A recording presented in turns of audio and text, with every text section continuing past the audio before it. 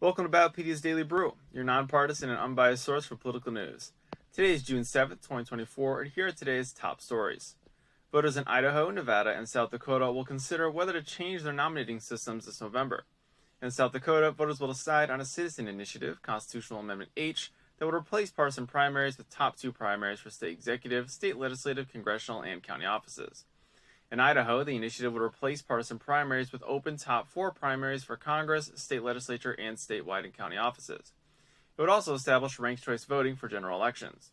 And in Nevada, voters will decide on a citizen initiative to adopt top five primaries and ranked choice voting for general elections, which will apply to congressional, gubernatorial, state executive, and state legislative elections. Moving on to North Dakota, where 7 candidates are running for North Dakota's at-large congressional district this year, which is the highest number of candidates in a decade. This includes 2 Democrats and 5 Republicans. The incumbent, Kelly Armstrong, is not seeking re-election in order to run for governor of North Dakota. Voters will also decide on 3 ballot measures, 1 statewide and 2 local. General elections for local offices are also being held on June 11th. Ranked choice voting, or RCV, is a system in which voters rank candidates by preference on their ballots for federal or state elections. More states have now banned RCV in 2024 than any other year.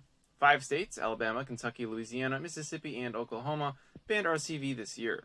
Voters in at least 4 states will decide statewide ballot measures related to RCV this November. In Nevada and Oregon, voters will decide on adopting the system. In Alaska, voters will decide on repealing the system they approved in 2020, while in Missouri, voters will consider banning RCV. Alaska, Hawaii, and Maine are currently the only 2 states to use RCV in federal or statewide elections.